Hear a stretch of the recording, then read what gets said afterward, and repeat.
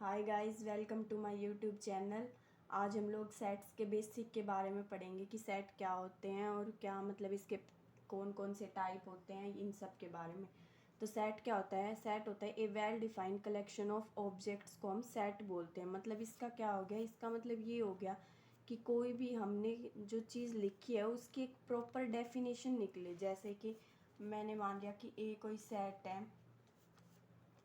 1 2 3 4 और 5। तो अब इसका मतलब क्या हो गया? ये सेट है और इसके अंदर ये सेट किसका है? ये नेचुरल नंबर्स का है, लेस देन और इक्वल टू 5। तो ये सेट, इसकी एक प्रॉपर डेफिनेशन मिल रही है हमें कि ये सेट किसका है? नेचुरल नंबर्स का है जो लेस देन या इक्वल टू 5 के हैं, तो उसे हम सेट बोलते हैं। अब सेट के बाद अब इसमें एक एग्जांपल, जैसे कि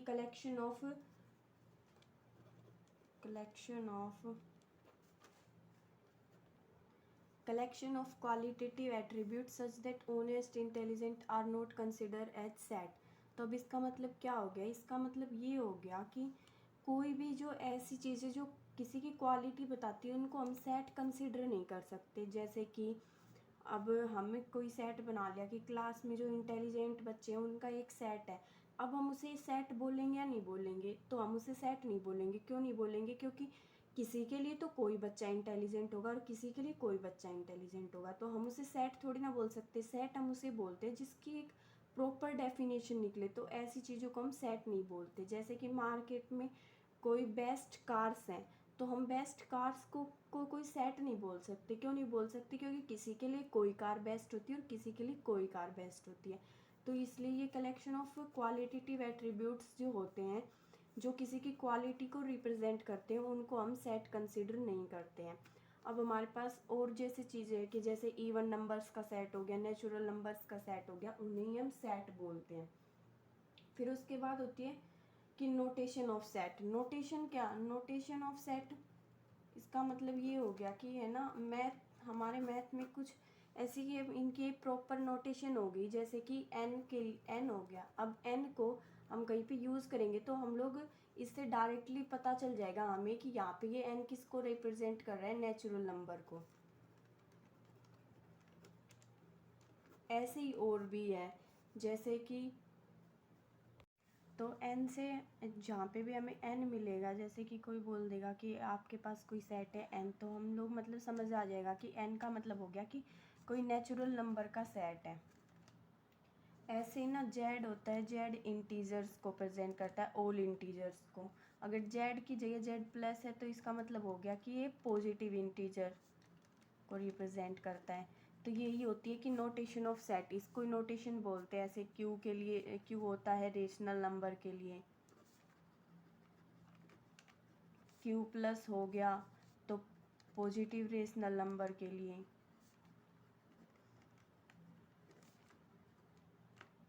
सी होता है कॉम्प्लेक्स नंबर्स के लिए। तो ये कई होते हैं मैथ में, तो ये आपको याद रखने हैं कि भाई कौन सा किसको रिप्रेजेंट कर रहा है। फिर उसके बाद हमारे पास आता है रिप्रेजेंटेशन ऑफ सेट, कि हम सेट को कैसे रिप्रेजेंट करेंगे। अब सेट को रिप्रेजेंट करने के दो फॉर्म होते हैं। एक तो होता है टेबुलर फॉर्म और सेकंड होता है सेट बिल्डर फॉर्म।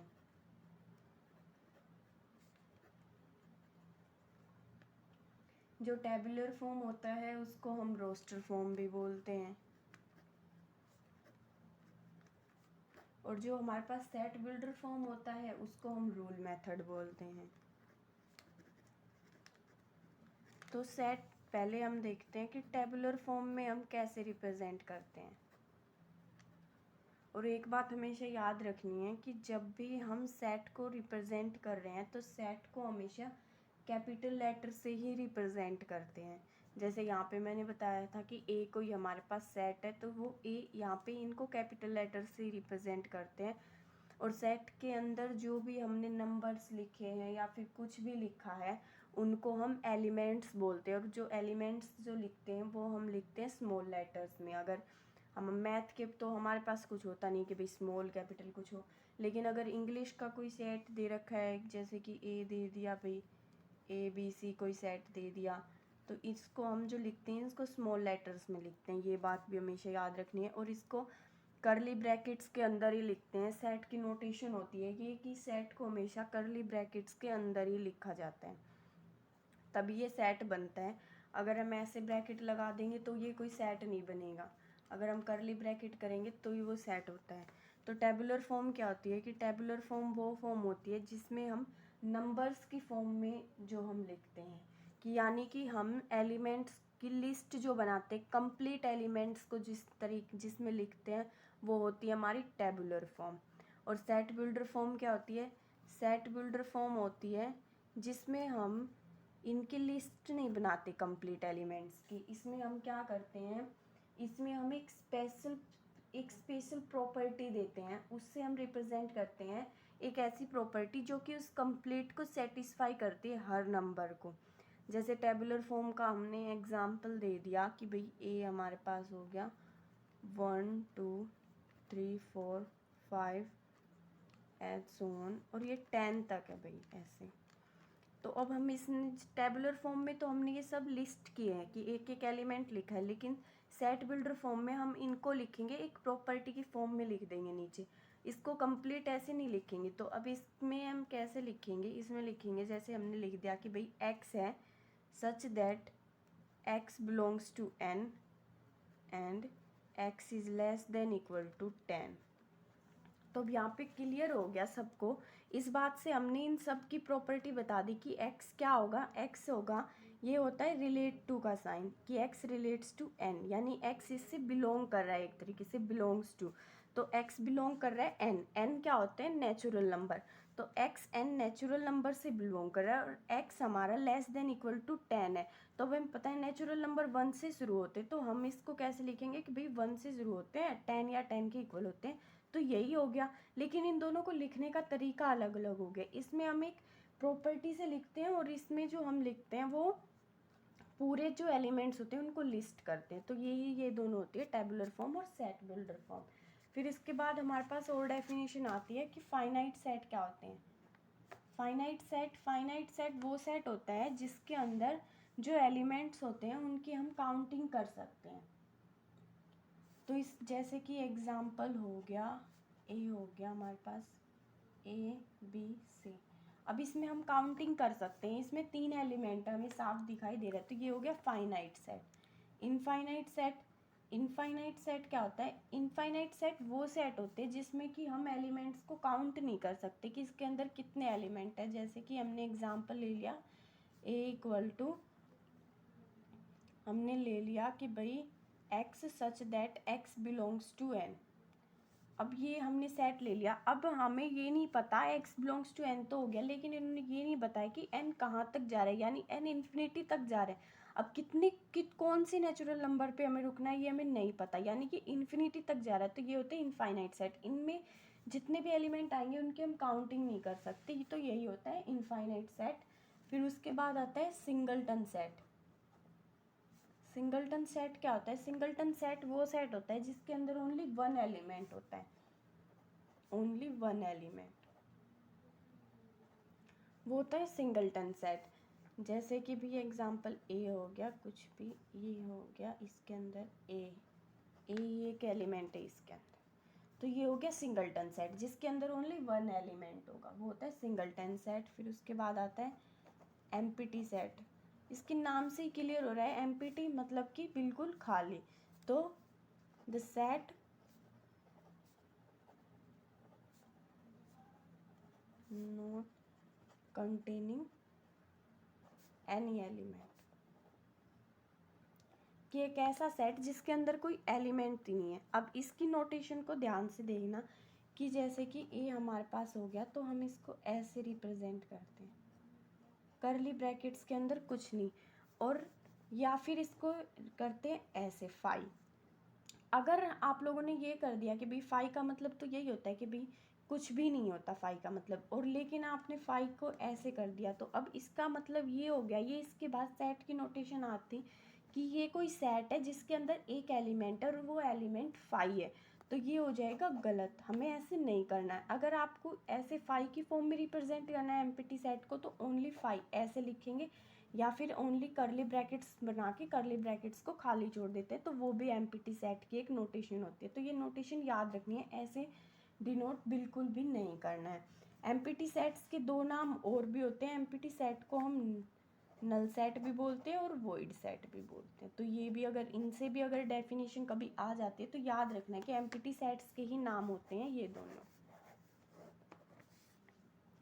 अब उसके बाद हमारे पास आता है इक्वल सेट। इक्वल सेट कौन से सेट होते हैं? इक्वल सेट वो सेट होते हैं कि एवरी दो सेट इक्वल सेट कब होंगे, जैसे कि हमारे पास A and B two set है, then A equal to B if every element of A is in B and every element of B is in A। तो ये दोनों हमारे पास इक्वल सेट होंगे। जैसे A हमारे पास है 1 2 3 4 और B भी हमारे पास यही है 1 2 3 4। तो ये दोनों सेट इक्वल सेट होंगे। अब अगर हमारे पास B यहाँ पे ये ना लिख के इन्होंने ऐसे लिख रखा हो कि B ये है 4 2 1 3, अगर इनकी सीरीज़ अलग है तो भी कोई फ़र्क नहीं पड़ता, पर वो सारे एलिमेंट्स इसके अंदर होने चाहिए। तो 4 भी है, 3 भी है, 2 भी है और 1 भी है। तो ये सारे इसके अंदर है, चाहे इनकी सीरीज़ अलग हो उससे कोई फ़र्क नहीं पड़ता, तब भी हम A इक्वल टू B ही बोलेंगे कि होते इक्वल सेट। फिर उसके बाद आता है कि cardinal number of A set. Cardinal number of A set क्या होता है? कार्डिनल नंबर क्या होता है? कार्डिनल नंबर होता है कि उस सेट के अंदर कितने एलिमेंट्स हैं, उनको हम कार्डिनल नंबर बोलते हैं। जैसे कि ए हो गया ABCD, तो इसके अंदर कितने एलिमेंट है? 1 2 3 4, 4 एलिमेंट है। और इसकी कार्डिनल नंबर ऑफ ए क्या हो गया? कार्डिनल नंबर ऑफ ए हो गया 4, और इसको डिनोट करते हैं ऐसे small n of A equal to 4। इसका मतलब हो गया cardinal number of A equal to 4, यानी इसके कार्डिनल नंबर 4 है। यानी एक तरीके से इसकी काउंटिंग ही होती है कि कितने एलिमेंट्स है, वो टोटल कितने हैं, उनकी काउंटिंग जो होती है वो एक कार्डिनल नंबर होता है। उसके बाद आता है इक्विवेलेंट सेट। इक्विवेलेंट सेट क्या होता है? इक्विवेलेंट सेट होता है कि नंबर ऑफ एलिमेंट्स, अगर हमारे पास दो सेट है ए और B, then number of elements of set A equal to number of elements of set B, then these element are called equivalent set. यानी कि उनका कार्डिनल नंबर सेम होना चाहिए, यानी n of A equal to n of B होना चाहिए। अब equivalent set और इक्वल सेट में कंफ्यूज नहीं होना है। इक्वल सेट में वो होते हैं जिनमें दोनों के एलिमेंट सेम होने चाहिए, और इक्विवेलेंट में कि जो नंबर ऑफ एलिमेंट्स है वो सेम होने चाहिए। यहाँ पे अगर हमारे पास A 1 2 3 है और B हमारे पास कोई सेट ABC है, तो इससे कोई फ़र्क नहीं पड़ रहा। ये दोनों सेट इक्वल सेट तो नहीं है क्योंकि इन दोनों के एलिमेंट सेम नहीं है, लेकिन इन दोनों के कार्डिनल नंबर सेम है। इसका कार्डिनल नंबर 3 है और इसका भी कार्डिनल नंबर 3 है। अगर n of A equal to n of B है तो इसको हम इक्विवेलेंट सेट बोलते हैं, और इसको हम ऐसे डिनोट करते हैं या फिर हम इसको ऐसे A और ऐसे डिनोट करते हैं।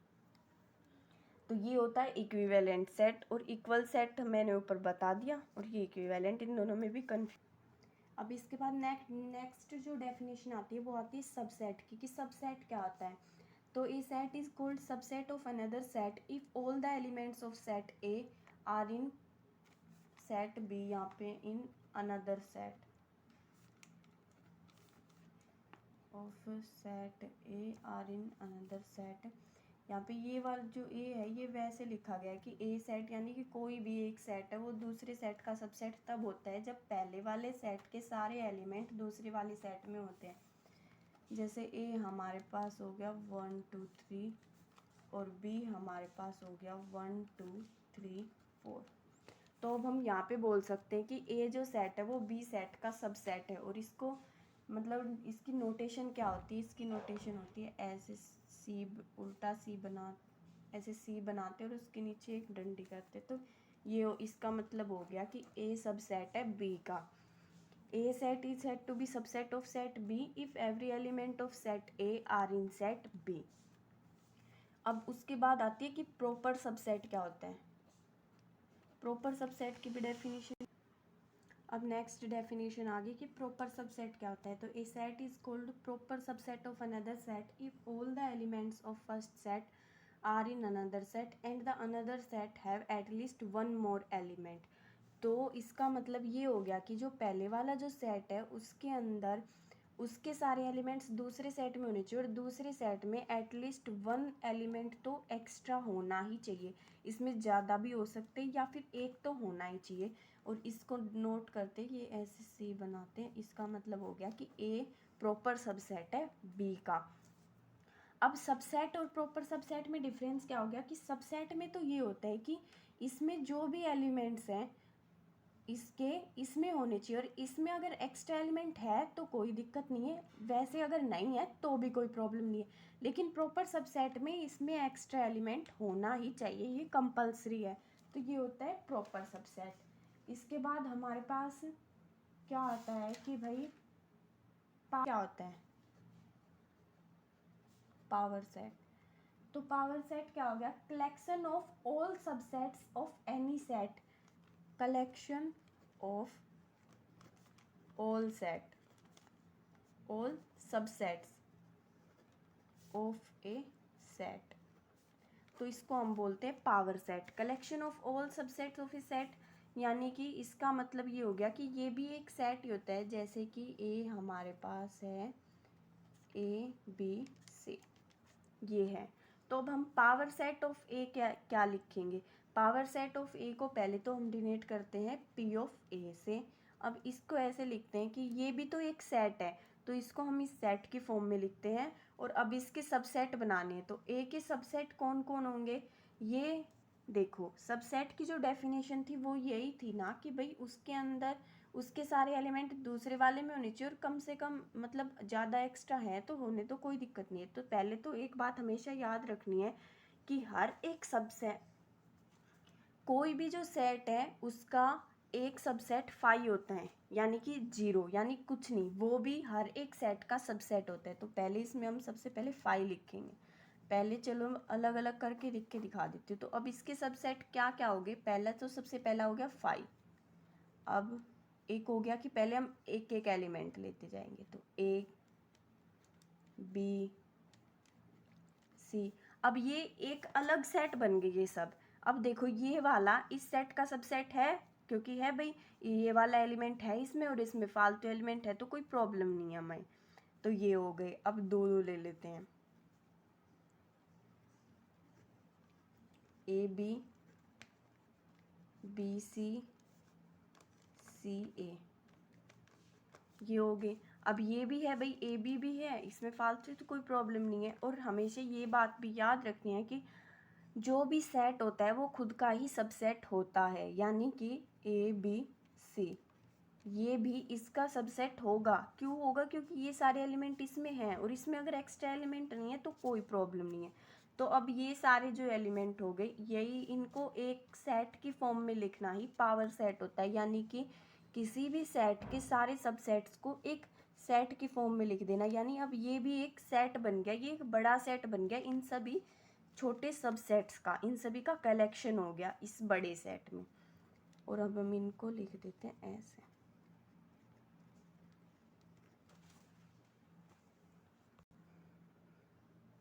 तो पी ऑफ ए की वैल्यू ये आ गई हमारे पास. ये एक सेट है तो इसको भी हम इससे ऐसे करली ब्रैकेट्स के अंदर लिखते हैं. और अगर हमें ये निकालना हो कि भाई पी ऑफ ए के अंदर कितने मतलब इसके ये सारे एलिमेंट्स ही हो गए इसके लिए. तो अभी ये सारे सबसेट तो इसके अंदर कितने एलिमेंट्स आएंगे. तो इनके लिए जो फॉर्मूला होता है कि भाई हमें निकालना है कि एलिमेंट्स ऑफ पी ऑफ ए. तो इसका जो फॉर्मूला होता है वो होता है 2n. और यहाँ पे जो n होता है ये होता है number of elements of the set. तो हमारे पास ये सेट क्या था, सेट ए था. इसके अंदर 3 एलिमेंट थे. तो इसके भाई एलिमेंट्स की पावर सेट के एलिमेंट्स की जो हमारे पास जो संख्या होगी वो आएगी 2 3. यानी कि 2 2 ज़ा 4 और 4 2 ज़ा 8, यानी कि 8। अब हम काउंट करते हैं 1 2 3 4 5 6 7 8, 8 ही आ रही है, तो ये इसका फॉर्मूला होता है। अब इसके बाद हम पढ़ेंगे यूनिवर्सल सेट। यूनिवर्सल सेट क्या होता है? यूनिवर्सल सेट होता है एक बड़ा सेट होता है कि जिसके अंदर, यूनिवर्सल नाम से ही क्लियर हो रहा है कि पूरे यूनिवर्सल, यानी कि एक बड़ा सेट जिसके अंदर हम सारे सेट्स को, जिसके अंदर हम मतलब उसके अंडर कंसिडरेशन जिसके लिखते हैं सबको, उन सबको मतलब उस बड़े सेट का सबसेट बना देते हैं, तो वो जो लार्जर सेट होता है उसको ही हम यूनिवर्सल सेट बोलते हैं। इसको यू से डिनोट करते हैं, जैसे कि ये हो गया हमारे पास कोई लार्जर सेट, हमने ये बना लिया, ये 20 तक, ये हमारे पास एक बड़ा सेट है। और ए हो गया 2 3 4, बी हो ए हो गया 2 3 4, बी हो गया 5 6 7, सी हो गया 10 11 12। तो ये सारे इसके सबसेट बन गए इस वाले सेट के, बड़े सेट के। तो अब हम इन सब को अंडर कंसिडरेशन ले रहे हैं ना कि ये सारे सबसेट है इस बड़े सेट के, तो ये जो बड़ा सेट होता है उसको ही हम यूनिवर्सल सेट बोलते हैं। उसके बाद हमारे पास एक और डेफिनेशन आती है कंपेरेबल सेट, कि दो सेट कब कंपेरेबल होंगे? तो दो सेट कंपेरेबल होंगे अगर उनमें से कोई भी एक सेट दूसरे सेट का सबसेट है। इसका क्या मतलब हो गया? इसका मतलब ये हो गया कि या तो हमें क्वेश्चन में गिवन दे रखा है कि ए सबसेट है बी का और बी सबसेट है ए का, इसमें से कोई भी एक कंडीशन दे रखी है हमें क्वेश्चन में, तो हम बोल सकते हैं कि ये दोनों सेट कंपेरेबल सेट हैं। अगर ए बी का हमें सबसेट दे रखा है तो हम बोल देंगे कि भाई ये दोनों कंपेरेबल सेट है, ये, या फिर दे रखा है बी ए का सबसेट है तो हम बोल देंगे ये दोनों कंपेरेबल सेट है। तो डेफिनेशन यही हो गई, two set A and B are said to be comparable set if one of them is subset of another. अब उसके बाद एक छोटा सा टॉपिक अलग आता है कि intervals as subset, intervals as subsets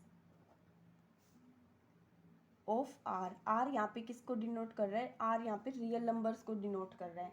तो जैसे हमने मान लिया कि भाई लेट ए बी है, हमारे पास रिलेट कर रहे हैं ये किससे बिलोंग कर रहे हैं, ये किससे, रियल नंबर से।